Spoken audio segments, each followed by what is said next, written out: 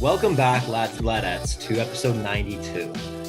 This has been a whirlwind weekend. Like, it seems like one of the longest weekends in recent memory. I don't know if it's just me or you kind of feel that too, but it seems like it's just the never-ending weekend. I don't know. My weekend was pretty good. I don't know, like just got to hang out, got outside, went swimming, got to enjoy the weather, had good dinners and stuff.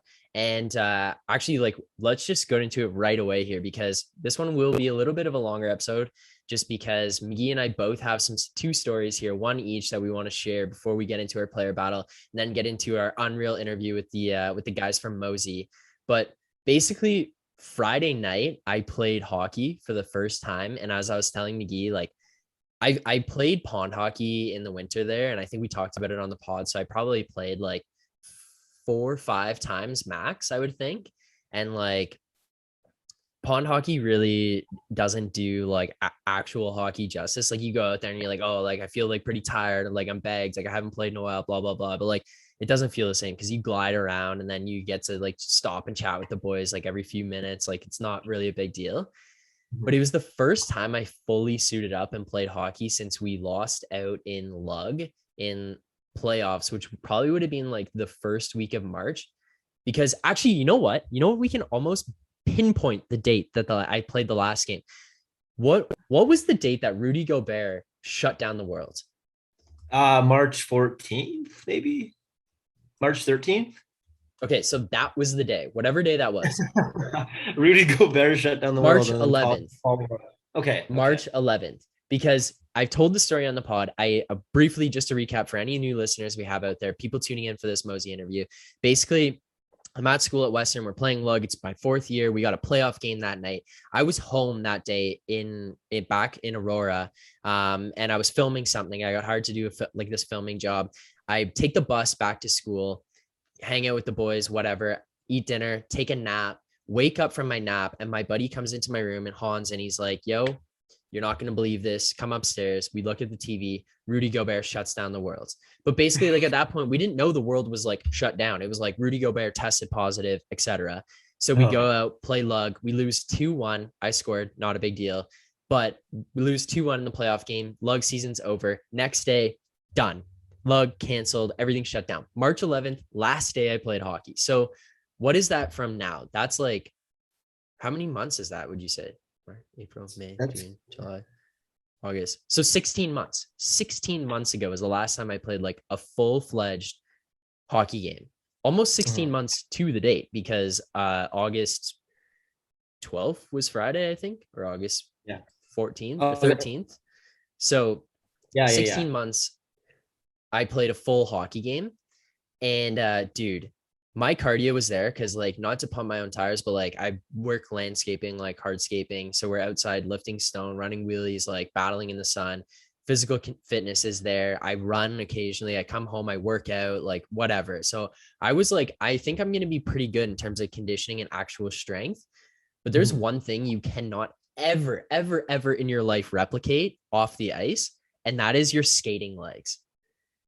So, so for the first like 15-20 minutes, I would say I was like trying to get my mind back into like actually playing 5-on-5 hockey, because like you're trying to actually just remember like positionally somewhat. It's not strict, like we're just playing like pickup hockey, but it's like, okay, I'm playing center or like forward, like where the hell do I stand kind of thing, like just remember getting back into the groove of it. And then like obviously your hands and your shot kind of have to follow of putting your stick in the right place.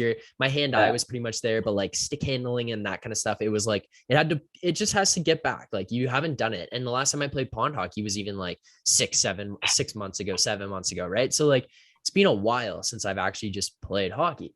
So it's like starts picking up, but as my brain and my hands start catching up to the game, my skating legs, and like I say skating legs, just because like the lack of ability to replicate it anywhere else, my legs were just shot. Like I felt like I was skating with cement blocks on my feet in quicksand.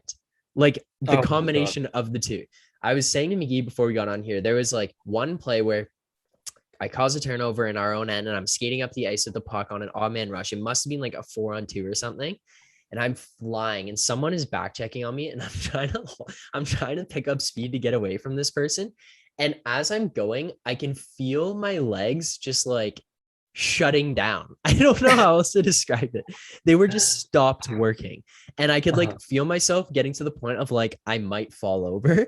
And I look up and see like it was somebody I played midget hockey with. He was like skating with me. And I basically just slapped the puck at him and just skated right off the ice. And he goes in and like they go on a 3-on-2, whatever. It was 4-on-2, and I just sewered them. And then come to the bench and he's laughing and he's like, yo, what happened? I was like, dude, like I was gonna fall over. Like there's no other way to put it. But like, Dude, that's so funny. Oh my yeah. God. Yeah, like I can't imagine, man. For me, it's like, well, the skating legs, I don't even know how they'll be when because like, take this in. The last time I've played a real game of hockey was at our lug event, which was when? Oh my God, that was 2018, McGee. Yeah, that's the last. That's the last time I played a real game of hockey, and like August 2018. I had no legs then because and like from that point it had been like almost a full year after my last like real hockey game. Then I haven't been on the ice since. I've played it like maybe ODR once or twice. Right. But yeah, man. So I feel like I wouldn't be able to raise the puck, and I'm not even saying that like as a joke. Jokingly, yeah. I'm not saying that jokingly. I my think first few shots, man, I legit was like, I was like trying to shoot it, and it was like if I was getting it in the air, it was just like fluttering, which was like it wasn't just like floating or rainbowing, but it was like I was shooting it. It was full fluttering. Or when you like go in and you feel good and you're like, I'm gonna rip this, and I would rip it. It was like it would be a hard shot, but it was just flat on the ice, and I was like, oh, how do I do this again? Like what the hell? Like or like one play, this was the only one that I was like, man, I actually definitely just look like an idiot, but like at least the other people there were probably in the same boat. Was I was going on a 2-on-1, and this is early on into the thing, and this is like before my hands and everything started catching up.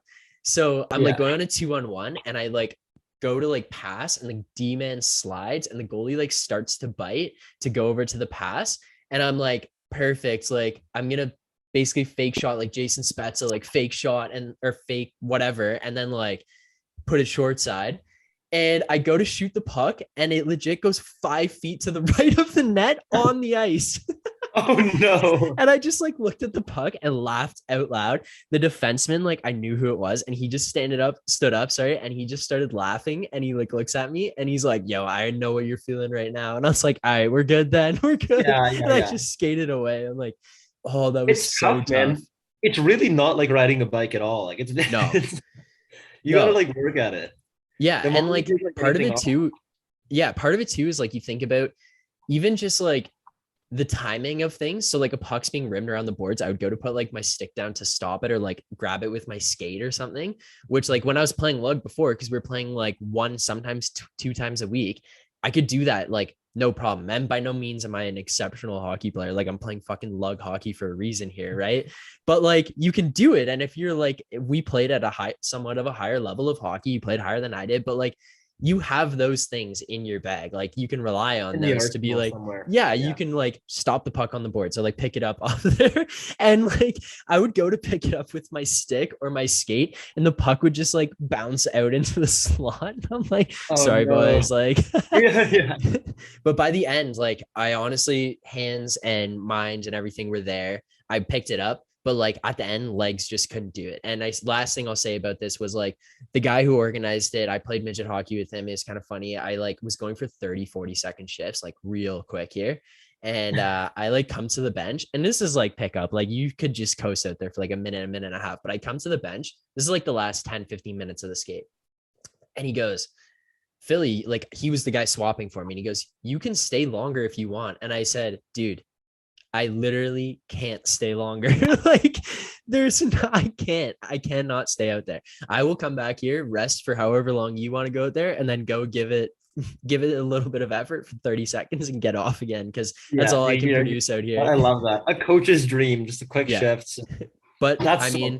Pat on the back. I did score the last goal of the game, and we weren't keeping like score, but as far as was known, it was like the general assumption was like game-winning goal. So like pat on the back there. I mean, that's a good feeling. That's like that last shot in golf where like you played terrible. You shot 120, but the last shot you chipped it to a foot from the hole and you put it in. You say, I'll be back tomorrow. That was Yeah, that exactly. was the play. I scored It'll and I keep was you like, coming I'll play back. again.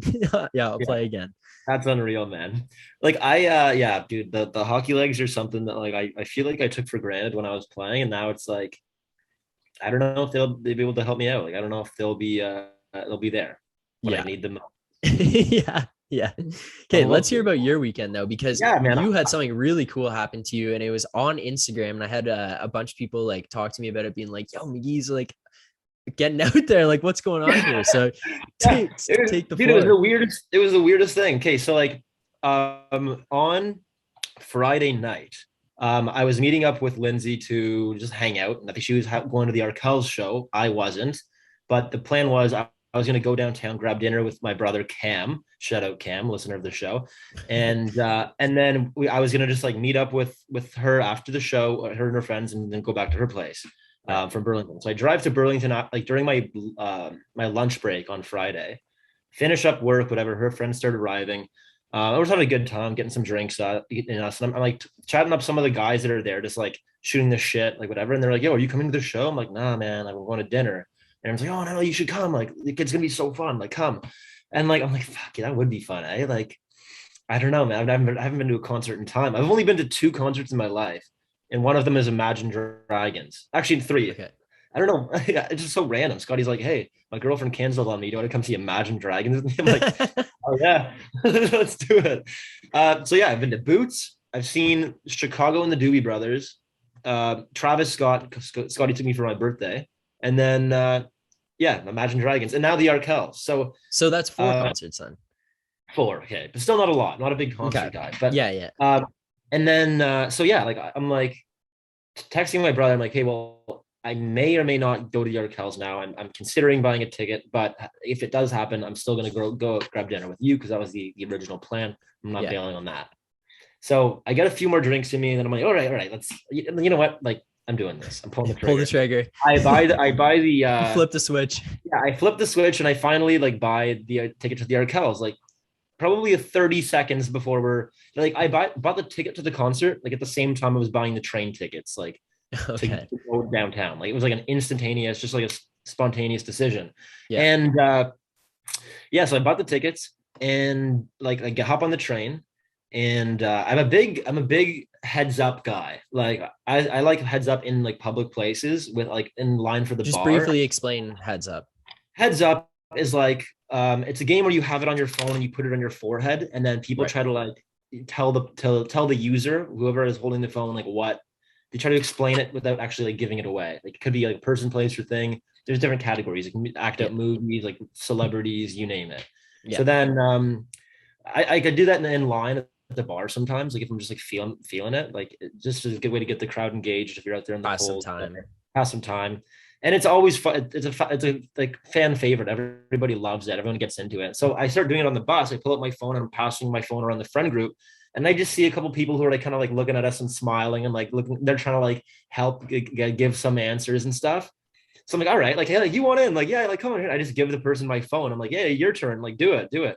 So then I get their friend group involved, and then they have like a turn, and like, they're like everyone's shouting at them, and then like further down the train, someone's like looks like they're shouting out answers, and I'm like, all right, like I grabbed the phone from her after she was done, walked it to the other side of the train, like it was, I kid you not, Philly, it was our whole car, like a whole section of the Go train was Yeah. involved in this game, like in that little video.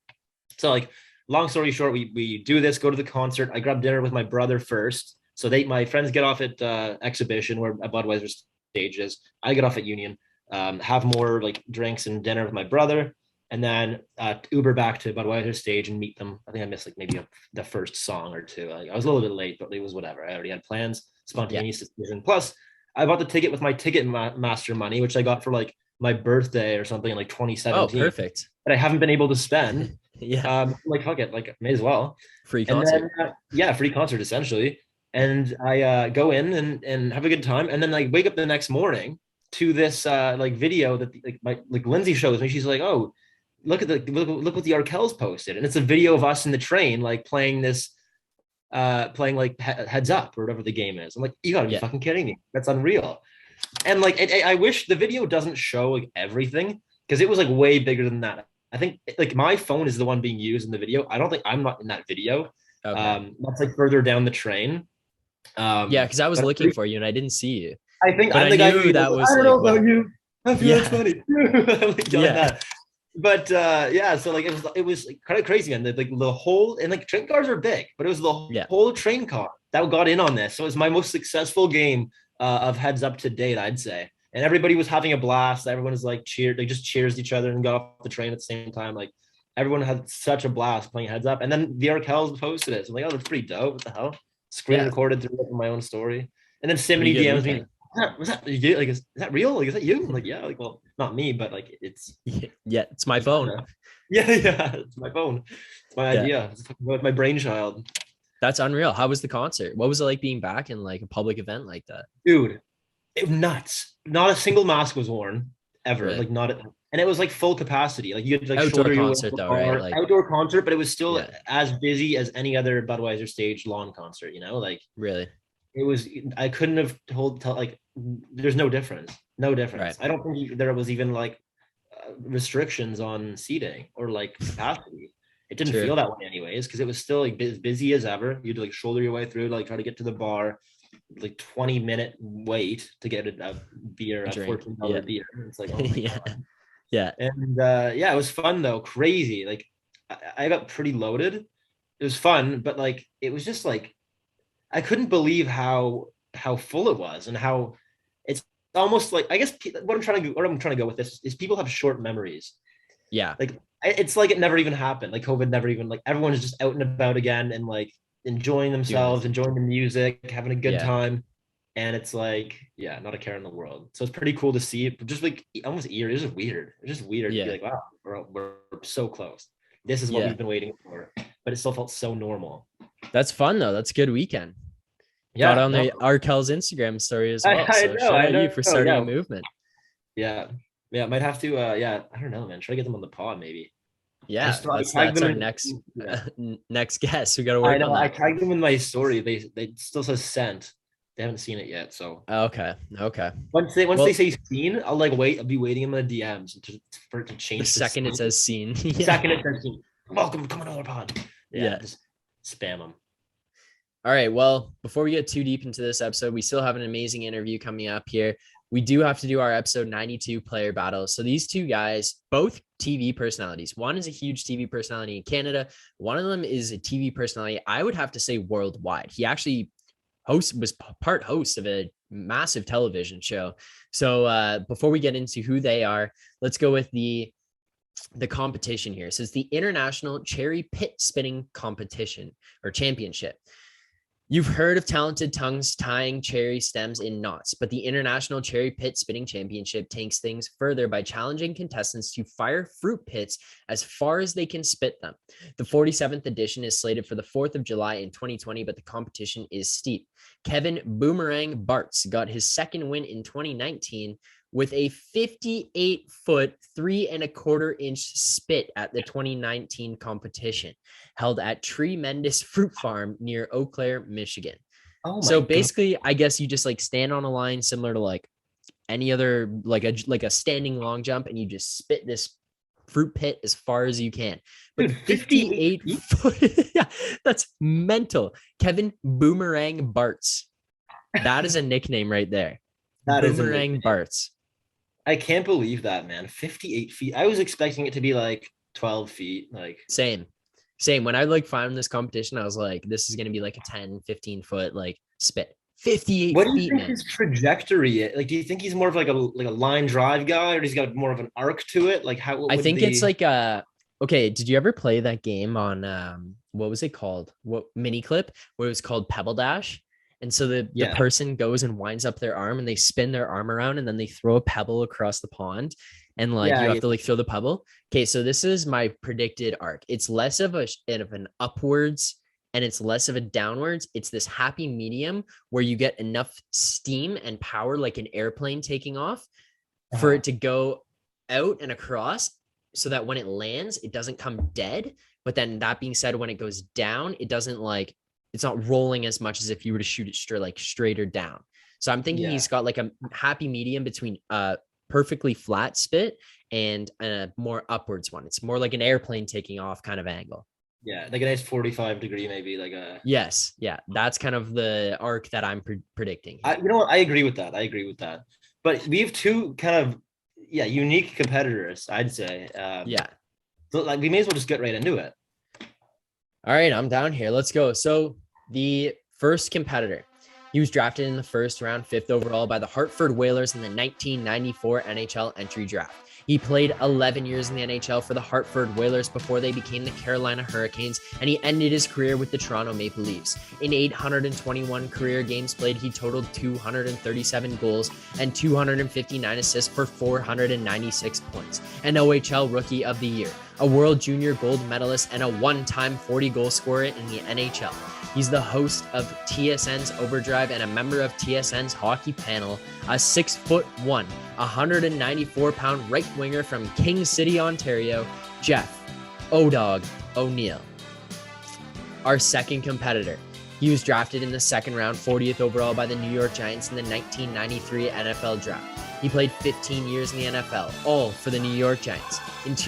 In 216 NFL games, he started 205, had 4 interceptions for 124 yards and 2 touchdowns, as well as 15 fumble recoveries. And on top of that, he had 854 combined tackles, of which 663 were solo tackles and 188 were assisted, as well as 27 quarterback hits, a 2001 AP Defensive Player of the Year, a 7-time Pro Bowler, a 4-time All-Pro, a member of the Hall of Fame All-2000s team, a Super Bowl champion, and a member of the Football Hall of Fame. A 6'5", 255-pound defensive end from Houston, Texas, Michael Anthony Strahan. This is first of all, I'd like to say shout out King City, my roommate Luke Torelli from King City, well, from Nobleton technically. But the one thing about being from King City and being from Nobleton is that when people ask you where you're from, nobody knows. Unless you're from York region, nobody knows where the hell King City is. Yeah. So I've had to listen to my roommate probably upwards of 100 times now, be like, it's like north of Vaughan, basically Vaughan. And it's like, and only then are people like, oh. Yeah. It's like he starts off, it's like Nobleton. It's like, where? It's like King City. No, it's like north of Vaughan. Oh. Yeah. Like, nice. Okay. So shout out, we love you, people, listeners from King City. You're not forgotten. We know where you are. Yeah, that's what, like, when I say Aurora, I feel like Markham is much more well known, especially there's a lot of people from Markham that like end up doing things and becoming like famous in some sort of thing, even like hockey or basketball or some stuff. There's at least a couple people, so it's like somewhat known. Whereas like when I say Aurora and they're like, where? It's like, I can't even say the north of Vaughan thing. I have to go just north of Toronto. I'm like 30 minutes north of Toronto. Because like there's the next one down is like Stouffville. And do you think like people know Stouffville more than Aurora? Like, no, probably not. Like, I feel like people know Newmarket. You like gotta think, right? Because like Aurora and Newmarket, McDavid, I guess at least. Yeah. So we're like south of Newmarket. But yeah. Anyways, Michael Strahan, he's was host of Good Morning America, correct? Is that what it was with Kelly and Michael? I think that's what it was. And then it just became a solo show. I think he's just with Michael now. I don't even know how he got into that job. Was he always like a good media like guy? Like I know he like won a Super Bowl like shortly before retiring, right? He won like one of the like a Super Bowl with the Giants. Yeah. And then I don't know how he would have gotten into that because it's not like he was like a really recognizable guy. Like, he was a good player, but it just seems such a weird career transition to me for him to like go to Good Morning America, not even like a football analyst kind of thing. Yeah. He probably was a football analyst at some point though. We're not as well researched at this point clearly on him, but this is one of those ones where we just kind of like throw it together. But everyone knows who these two guys are. Yeah. But you had a funny like take on Michael Strahan's ability to launch the seed. Yeah. So originally I was thinking like the gap tooth might have some sort of their effect on his cherry spitting. But like the more I think about it, the more I confuse myself and I can't tell if it would be a benefit or a deficit. And I'm starting to think it would be a deficit. It'd be hard. It depends on like the distance between those two teeth. Yeah. Like he's got quite a bit of the London look going on right now with his. He's got a pretty big gap there. Yeah, he's got a massive gap. But it could be like a perfect fit for that Right. cherry to the cherry seed to just like Far get through. launched through. Yeah. But it also could be too small where it would be useless, and then it maybe like I don't know, maybe because I'm assuming you'd have to like kind of like trap in a lot of Yeah. air or whatever to like get that pressure, and that extra gap in his teeth may release some of the like the That's what I'm force starting behind to that think. thing. I'm thinking that cherry spit can't go through there. Cherry pit, sorry, can't go through there. And like when he goes to spit, like that gap is just gonna like take away some of his force to be able to launch it. So for that reason, I think I'm going with Jeff the O Dog O'Neal. You know what? I like that pick, but I'm just like I can't agree with you on this one. Like I'm gonna be an optimist here and say that the cherry pit fits perfectly between his jibs, and then it just helps him out, and it honestly makes it like airtight to give that maximum torque out of his mouth. So I'm gonna go Hmm. Michael Strahan here because like for I guess it's a double edged sword here. Like could be his downfall, could be his greatest weapon. Um, but also I just feel like Jeff O'Neal's like such a vet where like he's the kind of guy in that like that grew up in that era of like go to the bar to play darts and he probably has a bunch of weird tricks up his sleeve. You know what I mean? He just Yeah. seems like a guy who's like just has been around and just knows Well, I've some also cool heard stories of him like he smokes darts and like chews tobacco or used to chew tobacco and stuff. So this guy probably like just walking around like launching tobacco spits. Yeah, Like, he just seems like the kind of guy who knows how to like do that, like with the bottle cap thing, and just like oh yeah, yeah, you when it's flip the beer flying. cap. Yeah, Yeah, yeah. I just feel that's a good point. like Jeff O'Neal's a man of like weird bar tricks. I just feel like he knows a fuck ton of them. Oh, you know what one he can do? I've seen the video of when you put the dimes or the quarters on your Yeah, elbow, and you go like that, and you catch them as fast as you can. So basically, if you're just listening to the podcast, not watching on YouTube, and if you're not watching on YouTube, you should go and check it out on YouTube. Lads and Lawn Chairs on YouTube. Make sure you subscribe, like, comment on all of our yeah. videos. But you put dimes on your elbow, so you put your elbow like up in the air, and Okay. your forearm is like so that your hand is above your shoulder, if that's a good enough description. You put the dimes stacked on top of your elbow, and then in one motion you bring your elbow down and your hand forward, and you try to catch the dimes or the quarters or whatever it is that you're using Or like as they multiple. fall. Yeah, so you stack them up and then try to catch them as they fall. Oh, that's pretty cool. Yeah, and I've seen him do that. I'll try to find the video like after. I think he probably had like 20 or something on there, like stacked, and he catches them out of the air. So Really? yeah, I've seen him be able to do that. So there is like some element of cool bar tricks. So I'm even more on the Jeff O'Dog O'Neal train here. Yeah, I don't know why I even thought that. It's not like I knew Jeff O'Neal had weird bar tricks up his sleeve. He just strike. You just like I just got that vibe from him. A guy sitting around like, hey kid, come here, like sitting by the dartboard, just like a pint of like Guinness, probably. He just seems like such an old head. He's just Um, like throwing 180 over and over yeah, again. yeah. I don't know, man. I feel like I think he could do it, but He's thrown 18 perfect darts, but it was in a bar and nobody can ever speak yeah, of it. yeah, But it did happen. Like it did happen for yeah, sure. Just nobody's there to tell the tale. yeah. Yeah. All right. Well, so what are you're still on Strahan then? I'm still in Strahan just because of the teeth, man. Regardless of how cool Jeff O'Neal is at the bar, like it's just I just don't think he can overcome that gap tooth guy on the other Fair end of enough. the yeah. So I'm gonna go Michael Strahan here. All right. Well, this But I one, don't think you the can go really wrong either way. Like I think both are no, good picks. I agree. Well, there you go. The Cherry Pit Spitting Championship. This has been a good battle. Two good competitors, two TV personalities, but it's been long enough of the two of us just yapping away about nonsense here.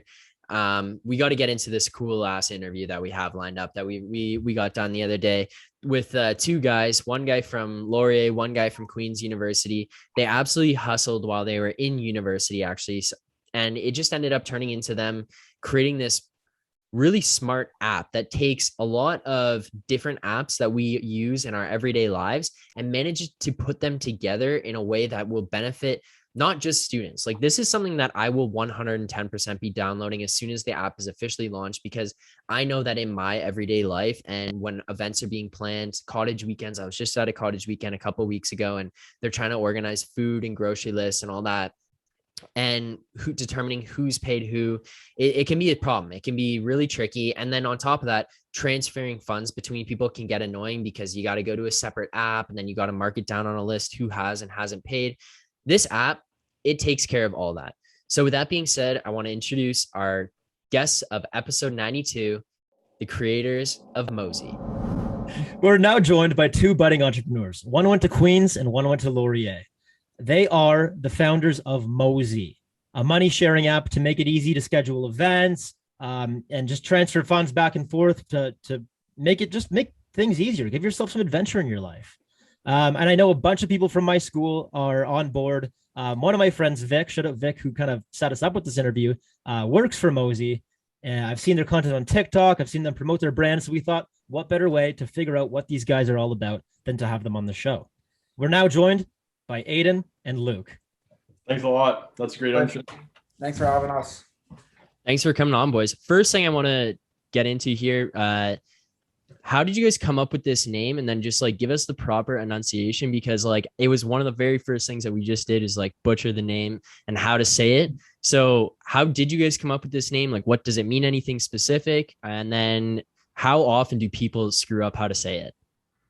Well, I guess to start things off, people screw it up all the time. Where it came from was when it was just Luke and I working in the office, and we kind of developed this idea, and we realized, okay, now we gotta name this thing. And I think, Luke, it costed something like $1,000 to do like a legal check on a name. Yeah, it's $250 every time you want to search up a name for copyright. Yeah. Oh my God. Yeah. So we were at the point and we're like, okay, well, we don't really want to just go with like a generic name, like a word. That one, it's going to corner us. So for example, if we started running with this like events idea where you could collect money for events, but we didn't want to name the app anything really to do with events, because then if we ever wanted to pivot or kind of branch off from the events, then the name doesn't make sense anymore. So we decided that we were going to come up with our own word to name it. And we started just getting creative. We were like searching up the name of like Greek gods to try to like just get some inspiration. And then, so we kind of started just building our own words. We had a whiteboard with probably like 500 different potential names written on it. And Luke and I would sit there for like, we'd kind of like put it aside 3 hours a day and be like, okay, let's just write names and like go through them. And then the next day we'll see if we still like them. And we would just be like coming up with like the biggest bullshit ever and just be like crossing them out, be like, okay, there's no chance we can use this. But then, yeah, we kind of narrowed it down to like a couple of them. Well, yeah, we got about 20 names left on the board, and we were like, okay, we're launching in a week. Like, we've got to pick something here. So we called our lawyer and we were like, listen, John, we've got 20 names here. You're going to pick which name you think sounds best.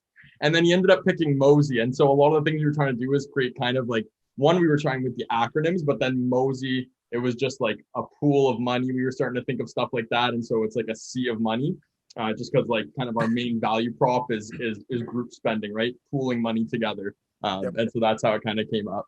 We were stretching really hard for that one. Yeah. But now that you guys have said that, like, I honestly love that name. Like I wouldn't have been smart enough to put two and two together. But now that you guys actually came out and say it, like, Mosea makes perfect sense for what you guys are doing. Yeah. Yeah. And everyone pronounces it Mosea. Yeah, but it's still like generic enough where, like you guys said, you can pivot, but it works. It works on so many levels, guys. Good job. That's right. Like we could, using Mosea, we could really be anything. We could be like a landscaping company for like Yeah, for sure. Before even coming up with the names here, how did you guys decide like this was the kind of company, not even just like you wanted to create your own company, but how did you decide this was the kind of company you needed to create? Because like there are other crowdfunding or even like event splitting apps out there that do exist right now. So like, how did you guys decide like, okay, this is something we need to do? Yeah, so this is a bit of a long story. I actually haven't told this story since we were like the first time we started pitching investors. And so basically when I was in fourth year, so 3 or 4 years ago, I was at a bar one night. We were watching the Buds game and we couldn't get a beer. We were at Pub on King actually. So we couldn't get a beer. We were going up to the bartender, nothing. And so I remember going home that night and being like, this is so inconvenient. And so I thought of this idea where essentially you would walk into the bar you would have this app on your phone where you would have all your IDs digitized onto it. So when you walk up, the bouncer scans your QR code. They know exactly who you are. You walk in, you can order drinks to your table. You can order drinks for other people that are at the bar. You can see lines and like what's going on at other bars. And so eventually kind of was like, okay, well, why don't I try and stick to this? And so went down, and as you start to go down this path, you realize that like bar owners, especially in student populations, are run by really, really conservative people that just do not want to change like anything technologically, right? So it's very, very archaic. And you realize that it's hard to make deals with them. They're all in their own corner. If it's not broken, don't fix it kind of mentality.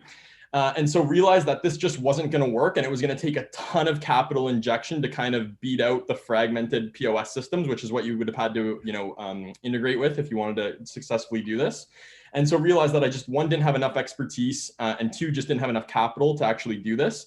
And so I remember I got home from reading week and I was telling Aidan about this idea about the bar. And Aidan was like, man, remember Tilt? Like, this is kind of similar to Tilt, except Tilt was like all about kind of group funding and going to parties and like splitting costs together. Right. And Tilt, if you don't know, ended up running out of money and didn't have any revenue models, was just solely focused on growth, tried doing a fire sale, ended up selling to Airbnb back in 2017. And so we just took the kind of founding principles of Tilt, put a monetization strategy into it, built a really, really solid team. And then that's kind of how we've started and taken off from there. Well, it's great. Like, you guys haven't even launched fully yet. I see on your website, you still like, we're in the process of building our personal website for the podcast. And it's taken a while, and it's a pain in the ass.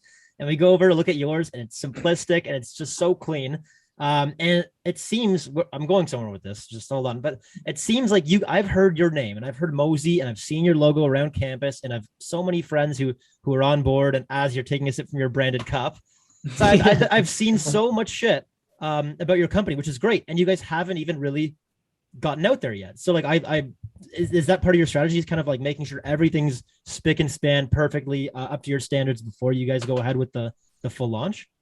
Yeah. So I think Aidan can speak about the marketing side of it more, but with the tech side, like our CTO, he's in his mid 40s. He's like truly a perfectionist. He's sold a company in the past, and he's been a part of really high growth startups as well, where he's kind of made his money. So he joined the company. He took like a $400,000 or so pay cut to join our company, just because he really, really believed in it. And so he is like top of the line and been developing this thing. Now we started developing the actual app portion of this about a year ago now, and he doesn't want to release it until it's absolutely perfect, which has been, a little bit of a struggle, right? Because now we're stuck with our web app, which just focused solely on this kind of event space. Whereas we want to branch off and do a lot of stuff with group payments and kind of get into that area, which is where we really, really feel like we can dominate.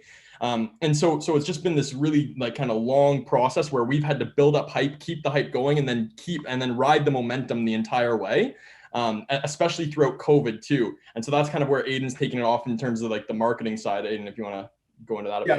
Yeah. And even just to add on that a bit, we have been pretty fortunate, I guess. Obviously, like, COVID sucks, and like there's no denying that, but there's some silver lining in it, because we've been kind of granted like almost a full year, or more than a year actually, that we've had time to just be working on the development of the app, when like kind of nothing was going on, right? But yeah, so like in the meantime, and even though we don't have an app out, we've kind of been pushing the website, and the website, the functionality is all there, but the design and the looks, like we have like a way greater vision for it. So it's kind of a weird spot to be in, where we're pushing this website, but we don't necessarily love it. And I don't know if that's, but yeah, we've kind of been trying to be all over campus.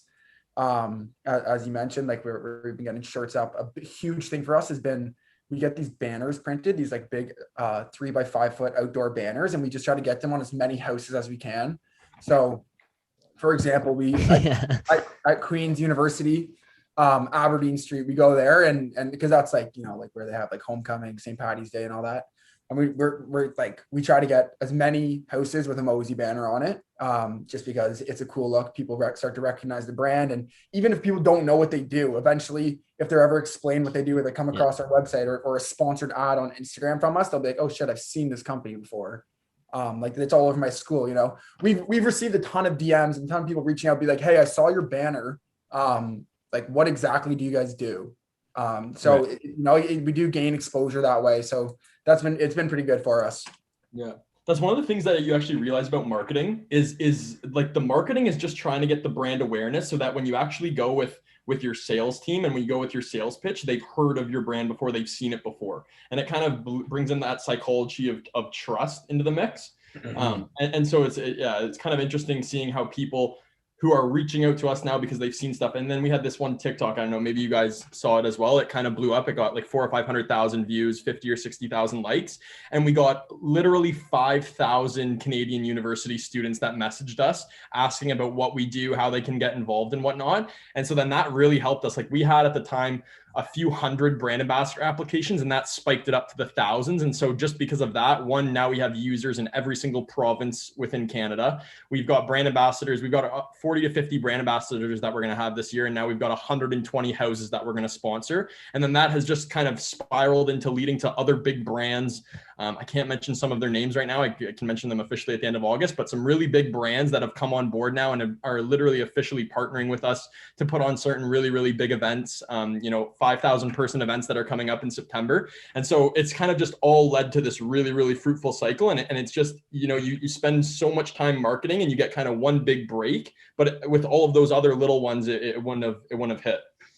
Yeah. So just out of like general curiosity, is like the idea of what you guys are trying to do is like, you're trying to be the premier money splitting within the events themselves. So like when an event comes up and these people are trying to host events and they're like advertising their event and people are looking to get involved in the event or go to the event, you guys are next in line to be the people that split the money within the people who are attending the event. Is that kind of like the idea of what you guys are going for there with those events? Kind of. So our kind of mantra at a company, kind of our foundational belief is that the future of consumer spending is social. So if you kind of look back to even, January and February when you had the Wall Street bets thing with like GameStop and AMC, and all these retail traders that were literally teaming up together, right, to kind of fight the big dogs.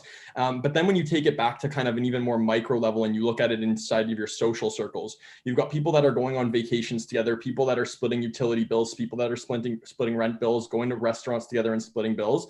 And in every other country in the world, especially the States where you've got Venmo and Cash App, it's solved for you, right? Like you've got this kind of social feedback loop, where people are spending their money, and it's very easy to not only coordinate, but organize so that you're not seen as like the debt collector. Whereas with Interac e-Transfer in Canada, it's like, okay, I'm having a thing. I've got 15 people paying me. Who's still paid? You're going through this whole checklist, right? The convenience of Interac e-Transfer is it's free and it's reliable because it's part of your bank. And so what we really want to do is help the future of consumer spending. And by that, we want to make sure that, so when you download the platform, what's going to happen when we release our app, which will come out in probably November, is what you'll see is basically what we have now. You can have a page where you can follow your friends, you can follow influencers, you can follow brands. You've got a news feed so you can see what all your followers' activity is. And then you can also create events, right? So you can do what you can do now by creating events, multiple tickets, tiered tickets, discount codes, all that. But kind of our core aspect is this kind of fundamental groups aspect, right? So you can create a group with your roommates and you can go in there and split whatever cost it is and send them the money right away completely for free. So we're not charging anything to do that, right? So if you have, so you can send the money within the app then? Within the app, and it's completely free, and you can create a tab, right? So you can have a running tab of what everyone's purchased, right? So you always know what people are putting in. If you're going on vacation, hey, I just spent $60 on food. You just put it in at the end. It'll divide it all up however you want. You can take a picture of a receipt, just post it right in there, and start literally swiping the different items on the receipt to who owns it. And so that's kind of what we're going for, and that's really what we want to hit the ground running with. Yeah. Wow. Also, go ahead. Man. Yeah. So Zach, and kind of just to bring it back to your question when you were speaking about the events, sort of our marketing strategy originally was and kind of still is that we want to be hosting events, and that's why we kind of push the events. And because for an event, it's a quick way to get 100 people on, right? So we introduce people to our platform by having people collect money for an event, and then 100 people, create a profile, and 100 people send money using our platform. And then when they go home the next day, then they might be like, oh, okay, well, maybe I could use Mosey for this and not, not just events. So events is kind of just like our way to get our foot in the door. No, I think that's really cool. I think part of it was just I was trying to understand as well. Like, I'm sure you guys are familiar with the app Splitwise. Yeah. Like I use Splitwise in university, and you could go through there, but like you have to manually input everything that you've purchased, and then you manually tag everyone who's done it, et cetera, et cetera. And then that being said, you also can't send the money within there. You send it via Interac e-transfer, come back to the app and do it there. So when you guys were explaining the events and stuff, I was just like thinking like that was a cool way to incorporate that as being like the next, like the recommended app to sort that problem. But like even as far as the just integration of being able to pay within the app is really cool. But then could you talk a little bit more about the thing with the taking a photo of the receipts and swiping it and adding in? Like what kind of feature is that's going to be added? Because I think that's really cool. Yeah. So one of the things that we're adding, it won't be in the initial release because we just want to get a product out there, obviously. But shortly thereafter is if you have a receipt, let's say you've gone grocery shopping, right? And so one of the things we noticed, especially at universities, is you'll have one or two guys at your house that has a car. And so they'll take the car and they'll be the one who's buying groceries, and you're always trying to hop in the guys who got the car, right? So one of the things that we noticed is that a couple of guys they'll buy groceries for the whole place because, like, for example, especially you guys, right? So I'm assuming that, throughout university, a typical meal for students is like just chicken, broccoli, rice. Like that's Pretty much. your go-to. Yeah, it's bang right. on. Yeah, exactly. So you're buying like, tons of frozen broccoli. You're buying like literally 10 packets of chicken breast, and you're buying a ton of rice. And then what we would do is we would just split it with all our roommates. And so one of the things that we want to do is you just take a picture of that receipt, and all the line items you can literally just put into different people's accounts basically. And then when the tab settles at the end, you just pay what's owed, but you've got money. And so one of the things we've done is we've got an account. So you can actually upload money to your Mosey profile, and it'll just sit in there. And then the next logical feature is we're going to start introducing merchant accounts. So you can go to any physical or virtual location in the world or within Canada to start, and literally tap your phone and spend money there. So if you were going to Walmart, from right within your Mosey wallet, you could just tap your phone and it pays for it. Right. So that's kind of the next logical step. And it kind of goes down like that. That's unreal. Like as a university debt collector, like I feel like sometimes I need to chase after my roommates with a crowbar, pull a Tanya Harding to get my $8.80 for a hydro bill last month. Yeah, but like I didn't even use. asshole. Yeah, and then I'm the asshole, and it's like I didn't even use Splitwise. I'm doing it the old-fashioned way, keeping track on like my own personal Excel spreadsheet.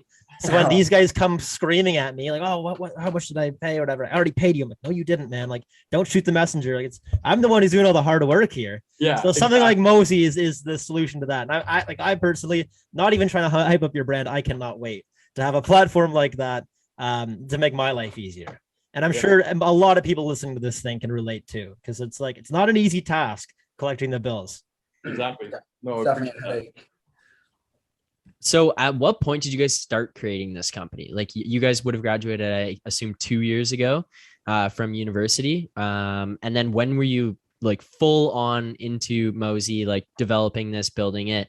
What point did that start? And then even just like you guys coming together, like deciding to work together on this, how did that happen? So I guess right when we graduated, Aidan and I both had other jobs. And so we basically, like when you're in fourth year, you're kind of scrambling. I remember Aidan and I were talking about this, like how stressed we were about trying to find a job coming out of fourth year.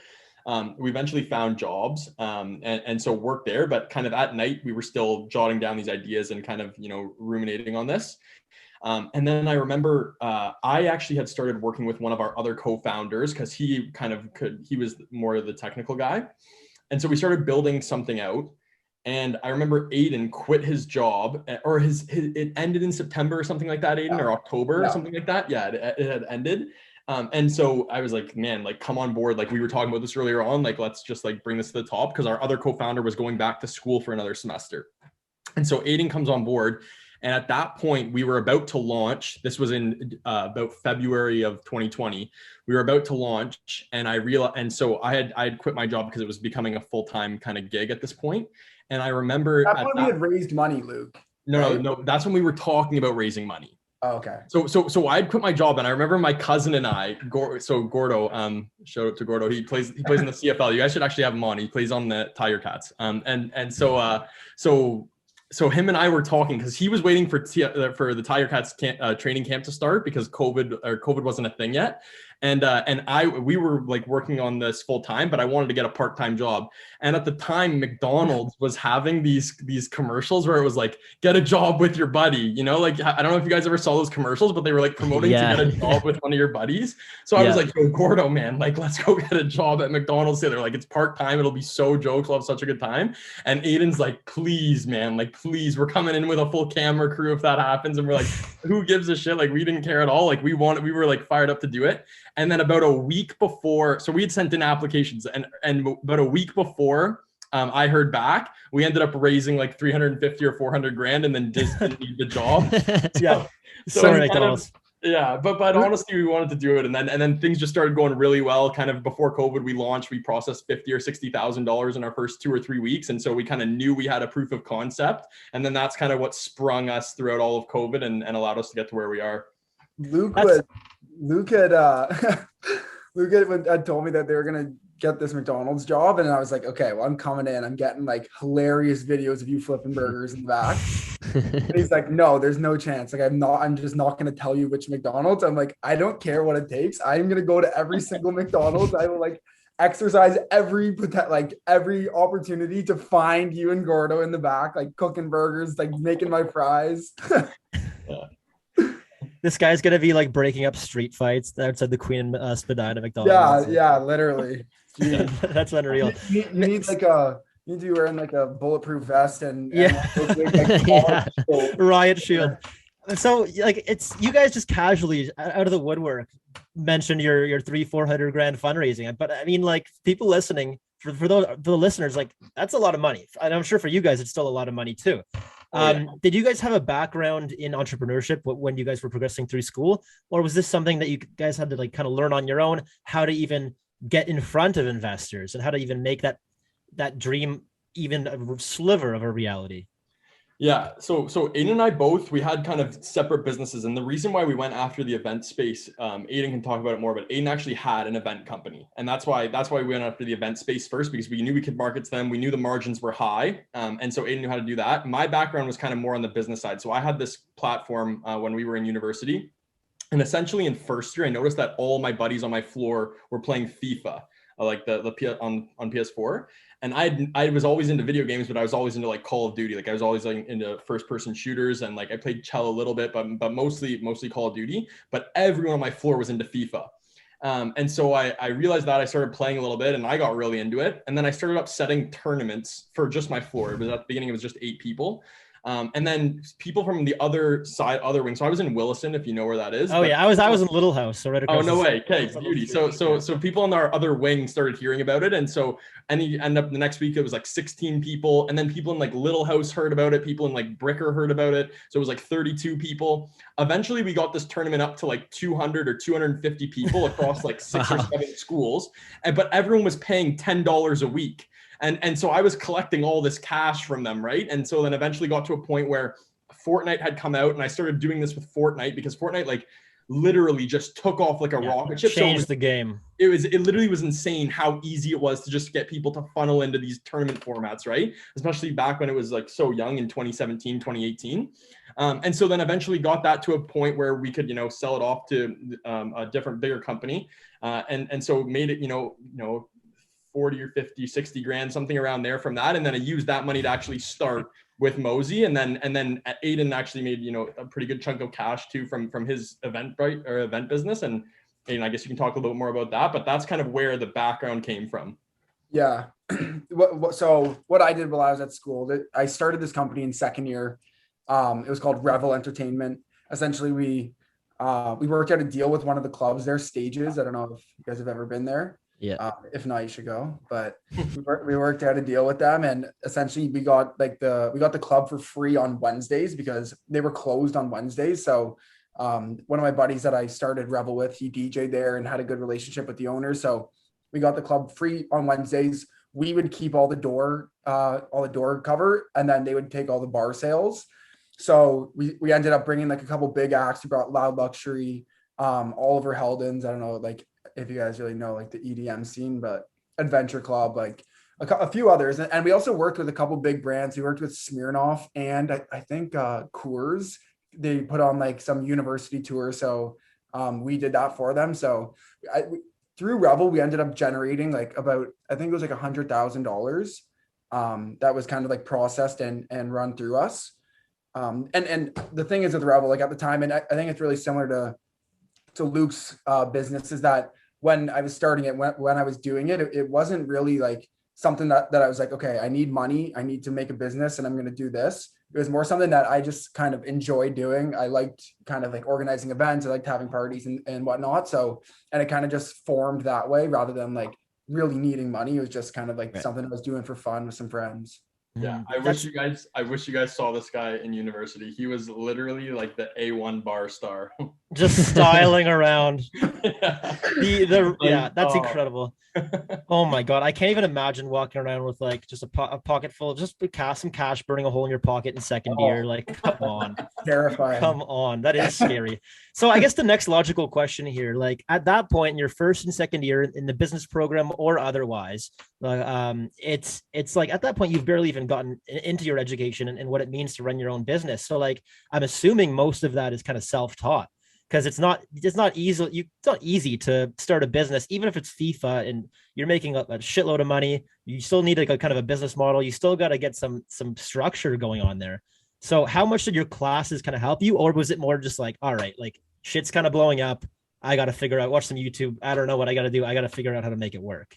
Well, yeah. So for us, it was for the sports, it was really easy. Like, in terms of all we had to do is so I ended up hiring a couple guys. And so we set up a website, really simple. It paid, I think, $2,500 to get this website set up, where you could have like rankings, you could have people sign up, and then you had a portal where people could pay. And there was just a Stripe integration, which is like a few lines of code and you're kind of set up. And so the only real thing was the marketing, but the word of mouth. And one thing that's like so important, if you look at 70, so I was reading this stat written by A16Z, 70-something% of technology companies right now thrive because of network effects. So if you think about like Facebook, Twitter, but then if you think kind of along the lines where like Stripe, where you've got like merchants and consumers, you've got Shopify, right? Like everything thrives on these network effects, and these network effects thrive on the student market, right? And so that's why how Facebook was started, how Twitter was started, how Cash App, Venmo, like all these companies got started with the student market.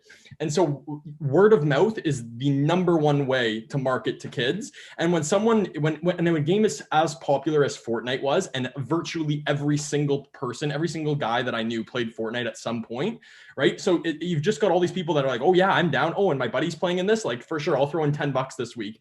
And so it was just about kind of, at one point we had so many people that it was just about trying to get recurring people, so that we would get people that would play every single week. And that kind of comes, when you get down to the long tail economics, you'll figure out who that is. But with the Fortnite side, it was really, really easy to get on a ton of people paying $10 a week to play in these tournaments where they could win $1,000 if they won the thing. And at that time, everyone was around the same skill level. So it wasn't too much about like business. It was just, how do I get more people funneled onto this platform right now? And how do I like make sure that they actually love what they're doing? And we noticed that they loved seeing their stats. That was one thing. So we made sure that they could always see their stats, what they were doing, right? And it was just about talking to the user, and it still is today, right? It's just like, what do you want to see in the platform? How can we make your experience better? And that's kind of the foundation of any business, right? Like there's a bunch of bullshit that's in the background, but as long as the consumer is happy, that's all that really matters. Yeah, well, also for me, I wasn't in business at school. I studied politics. At least on paper, I studied politics. But yeah, so like all of like my business experience was self-taught. I've actually been doing like sort of like the events and kind of just hosting parties since literally grade 9. I'd be putting on like our St. Mike's like semi-formals, like an unofficial semi-formal that's not affiliated with the school, because everybody kind of wanted to like drink and not get suspended from it. So I was doing that during high school, and then I kind of just carried that over into university, and even now, like it's a similar type of like business that we're running, in the way that it's kind of just selling to students. Luke was talking about the network effect. I think it's so strong, like amongst students. Like when you go to a university town, you're automatically put in a spot where like your whole target demographic is just like bundled into one spot, right? So it's really easy. Well, not easy, but the network effect, having that network effect and having people speak and having like one friend know your brand, and then they go and they tell their other friend, and they, send a post on Instagram. It's so strong amongst students. Yeah. Aidan, I just want to ask, why did you go into politics? And like you went into politics, you obviously had some sort of interest in at least some kind of business or marketing prior to, but then even after the fact, you're like, yeah, no, not politics, and like into business. Yeah. Well, I don't know. To be honest, I have no idea. I picked 5 random courses going into first year, and then how it is, like one of those 5 then have to be your major. So Okay. and my 5 were like when I was picking my courses, I was just trying to pick the easiest ones, and politics was like the only like relatively legitimate class that I took in first year. Yeah. So politics it was. That's incredible. So like for you guys, and I'm sure the listeners right now are like, what the hell? Like, how do I get there? What's like the main piece of advice you'd kind of give any of our listeners who are hoping to kind of start out and make something of themselves as an entrepreneur? I was actually talking with a buddy recently, and he's kind of looking at like starting a startup and starting his own business. And one thing he was saying to me is that he's like, good for you, because so many people have like an idea, but so little people actually act on that idea. So I think like the biggest thing is to start, even, I guess, like it's tough to jump right in, but even start making baby steps and just start, taking action on your ideas. They can sit in your notebook all day, but once you start doing a few things, then you realize that things are kind of starting to work out. And that's like the best way to get in. Yeah, I agree. I think there's a few things. I think 50% of the battle is just getting started. And so I think that even if you have like a really, really small idea, but one of the common things that I hear with people who have small ideas, it's like, okay, I have this idea, like what now, right? Like what next, especially if they don't know how to develop code. So I think that the kind of the first thing that you should do once you have an idea is talk to people that are within your demographic, like within your market demographic that you're going to go after, and ask them if they would actually use that product. And try to make it not be your friends, because your friends are always going to just say, oh yeah, that seems like a great idea. Like you need hard feedback. You need people that are going to be brutally honest with you and tell you your idea is shit and why it's shit. And so I think the first step in actually getting started is talking with these different users on what they actually want. And then right from there, you can do this right in your notebook, right? Like draw the screens of exactly how it would look. You don't have to be an artist to do that. You can put little buttons somewhere. You can take, inspiration from other apps that you like within your phone and figure out exactly how the app is going to look. And so then that's the basis of your wireframes. And now you actually have something that you can go off of. You can bring it back to the people who are within your demographic and ask if they'd like that and what they touch up. And then the hardest part is just finding someone that can actually develop the code. And so I remember one of the things that I did when we were building this website to find someone is Waterloo is right beside Laurier. Now I know you can't do this during COVID, but we would literally just walk into Waterloo's building, like not knowing shit, right? And just find a computer science class and be like, hey man, like, can you build a website? And eventually like someone's going to know someone who can. And so it's just about, being resourceful, grinding, and just sticking with it, not giving up really. I want to ask about the process of going and presenting in front of investors, because I've listened to like other podcasts with there was one specifically that stood out of like a girl who spoke about presenting her product in front of investors. She actually went to Western at the Ivy Business Program, but like for her experience as a product for women and to go in front of certain groups of people, it was very easy and they like very much understood it. But then she'd also end up in front of a group of older, like cranky men, and they just be like, I do not relate to this product. Like this is going nowhere. For you guys, like your product is probably more adaptable throughout age groups and gender and race and etc.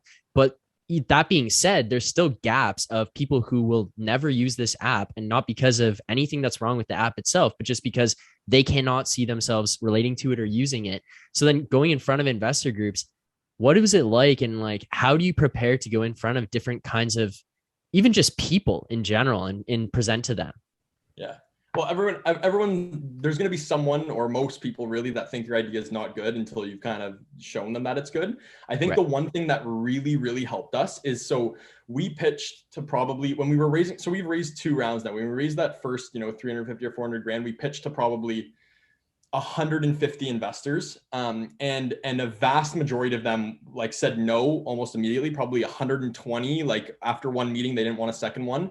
About 30, maybe 40 took a second meeting, and then about 10, we got 2 offers, but one was just so much better than the other that we had to take it. And really the reason why we got those offers were because they had children, they had sons and daughters that were roughly 18 to 24 that they explained the idea to. They showed our pitch deck and showed our business plan to them, and these kids were like, this is amazing, like this is a great idea.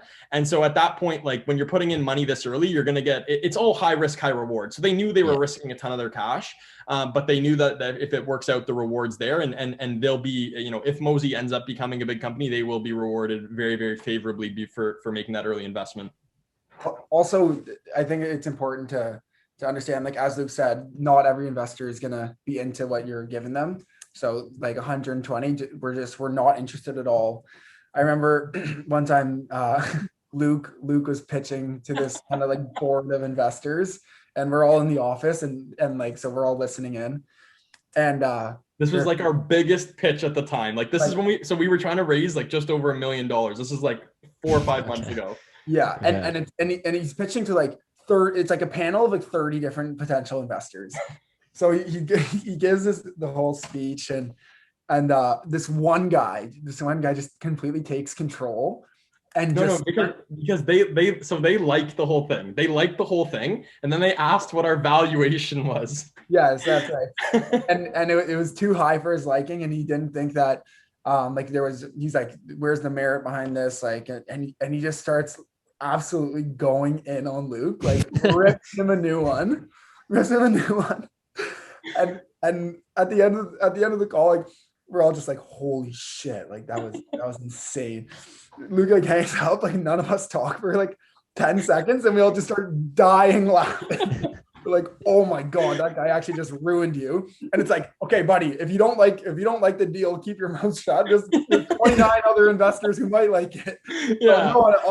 No one there was interested, but yeah. Oh my God, I can't imagine that. I'd probably just like mute myself and turn off my camera. Just a single tear rolls down my cheek. Yeah, exactly. Take a minute to regroup. Pretend the Wi-Fi cut out. And yeah. That's amazing, man. Yeah, I can't, like, that guy just, come on, what a sewer. Like, who knows what other people were thinking? And then they're looking around like, am I the idiot for liking this? Like, what the hell's wrong with me? Exactly. Yo, I had a couple questions about you. So I'm not gonna lie. Before this, I watched your last episode on the Olympics. Being an Olympic athlete. I thought that was kind of jokes, and I like heard a bunch about your trip too. And then the other episode I listened to was like episode somewhere in the 40s. So the one thing that I was curious though is, how has the journey changed for you boys from like starting off in the early days, like episodes 1 to 15 or 20 to now? Because what I could tell in episode 90 is it was like a lot more almost rehearsed in a way. It's like you guys knew where to go with things, and you knew how to kind of feed off of each other. So it's actually kind of funny that that's like the way you put it, is like as rehearsed. And I think it's like in a good way for us, because to be honest, when we started, so the way it started was we were all sitting around like playing on our PS4s in second year, I think it was. But this is at the point in time. Yeah, I think we were playing like Fortnite and ESHL and stuff. Maybe and this is at the point of tournament. But this is at the point in time when like I was out at Western. One of our friends was playing in the junior league in Ottawa. McGee was out in Elliott Lake. Like all of us were just spread out everywhere. So kind of like the only way for us to keep in touch was by playing PlayStation like at night. And it was like kind of just pumping our own tires in a way, but we were like, man, like some of the stuff we talk about on here is like pretty funny. Like I think we could start a podcast. Like it would be fun to do more than anything. And we know some like pretty good people and like have some pretty good connections. Like one of our best friends plays pro hockey, and then like throughout all, so we have friends who play high levels of different things. And we're like, all right, like let's get it started. And we came back in our first episodes, like we had show notes printed of literally being like from second 1 to 5 minutes and 50 seconds. We talk about this and then we talk about that. And like, it was so planned out. We had stats. We all had the same notes prepared in front of us. And as we started going along, we were like, what the hell are we doing? Like, this is not this does not make sense for us at all. And we just kind of like started getting away from that. And then like when McGee and I come on here now, because it's dropped down, there was 5 of us at the beginning. We ended up going back to school after that summer and kind of lost it a little bit. Well, And then to interject, this is before like Zoom was around and like Discord was kind of like just getting started. So it was really tough to coordinate like the audio quality with like online video calls. So we tried to do it before, but I like sounded like Optimus Prime and a bunch of us couldn't connect. And it was a whole shitstorm. So we stopped in 2018, took like a 2-year break, and then came back to it in 2020, like and cut the group down from 5 to 2 because other people just dropped out for their own personal reasons. Like we're still buddies with them, no falling out or anything. It was just like I'm like Zach and I were just down to get it going again. So there we are at the beginning of COVID. We got Zoom now to make it easier for ourselves.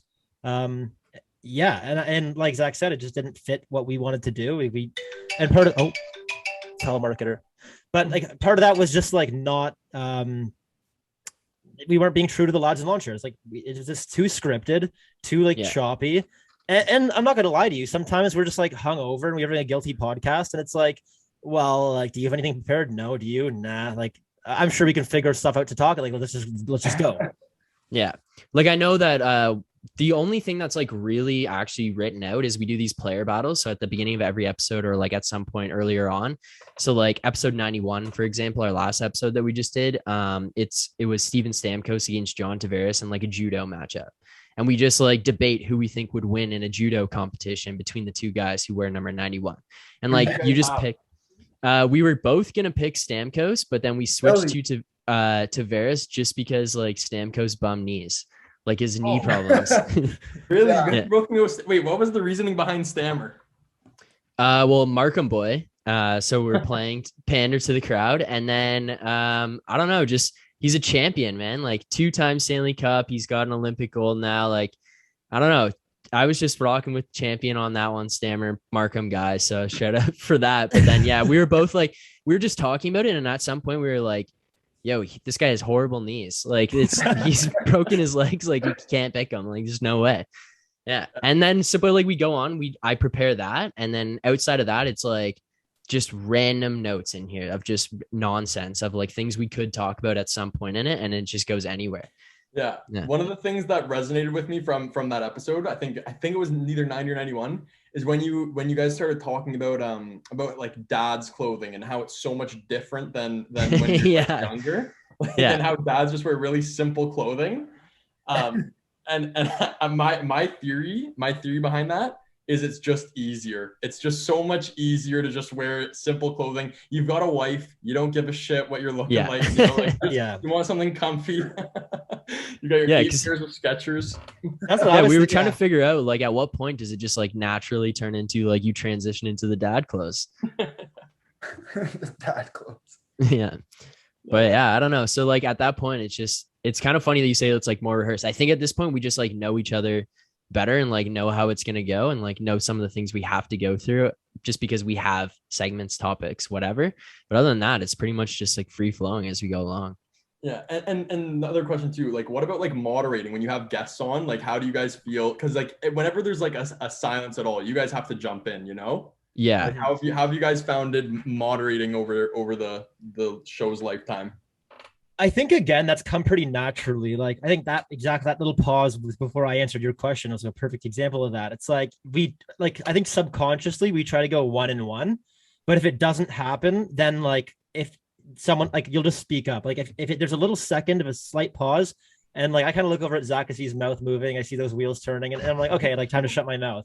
But I think we've been doing this long enough where and there will be some times where we talk over each other, but I think at this point in time, we're getting pretty good at like recognizing we're aiming for 1-1, but if it doesn't work out, like we get pretty good at reading who's going to step up and answer. The other thing too was like at the beginning when we first started interviewing people, we were in the same room.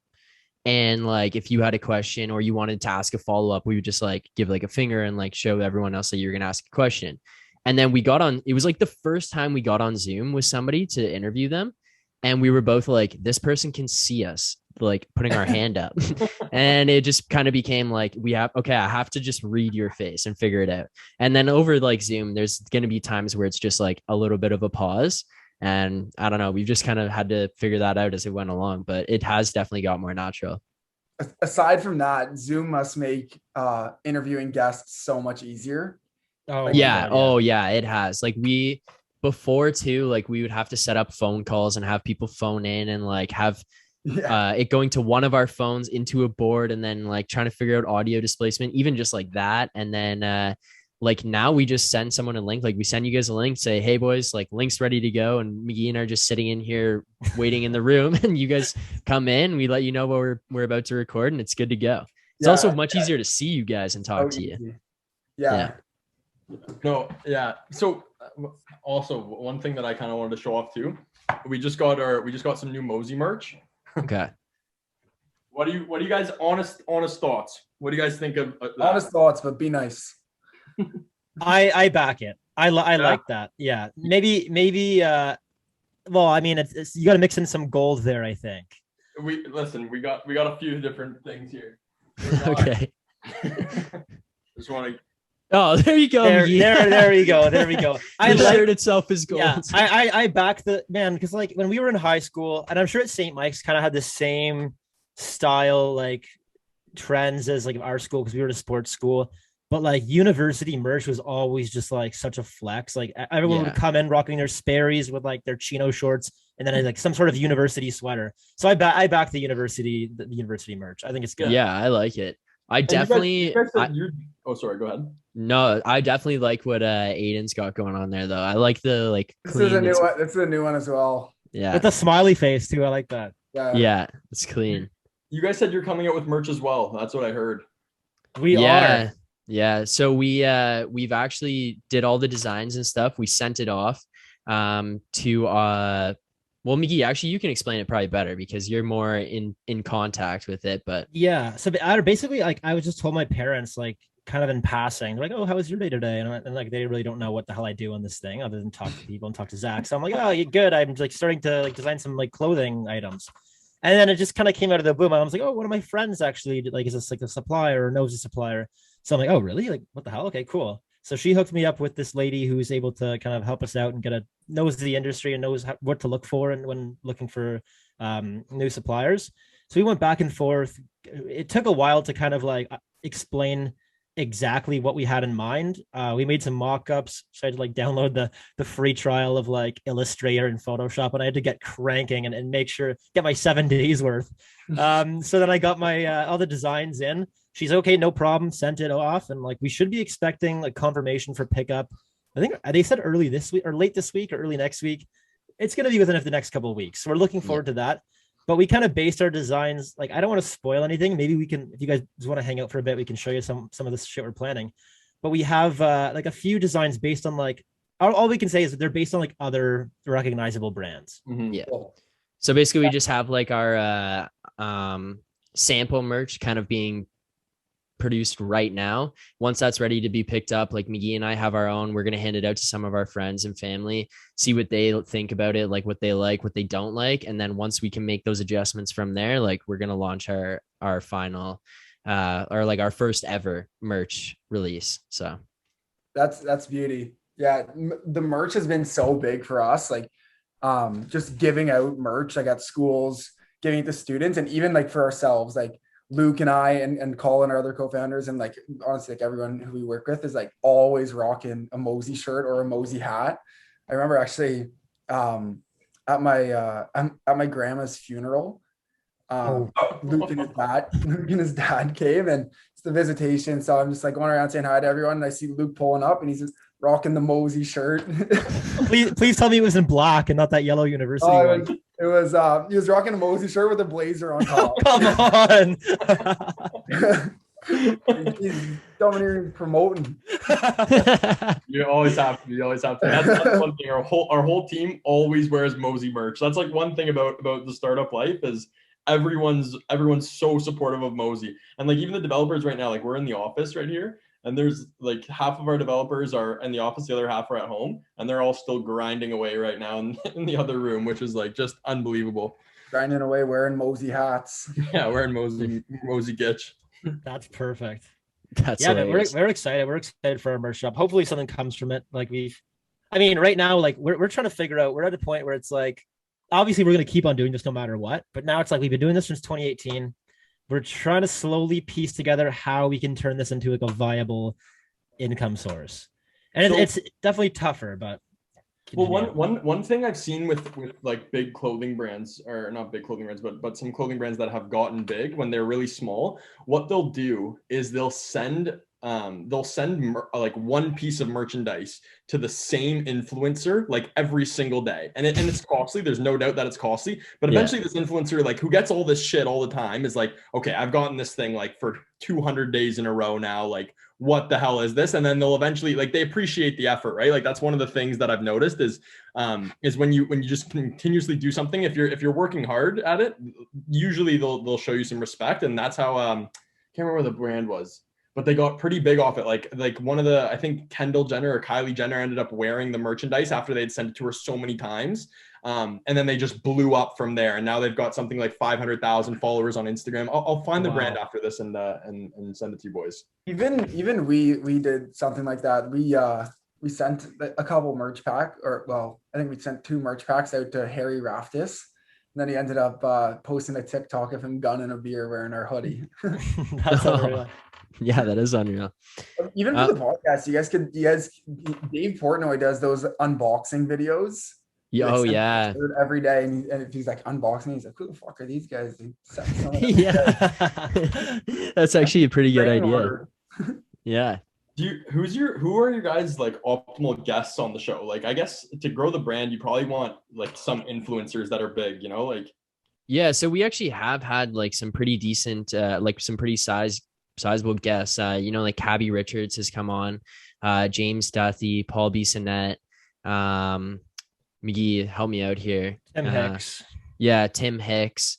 We had Aaron Spivak, who's the owner of Hush Blankets. No way. Yeah. A lot of it just came from just messaging people on Instagram being like, hey, we got this podcast, like, you interested in coming on? And then kind of go from there.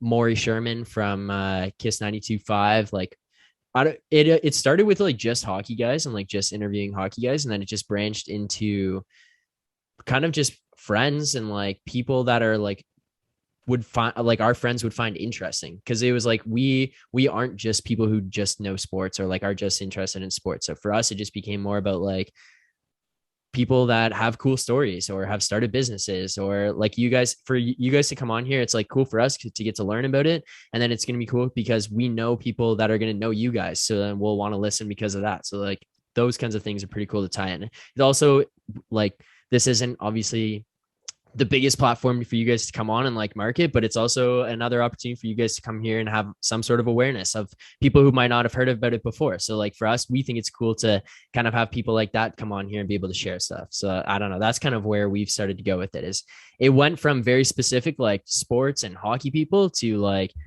anybody that we find interesting ourselves, we want to have on. Yeah.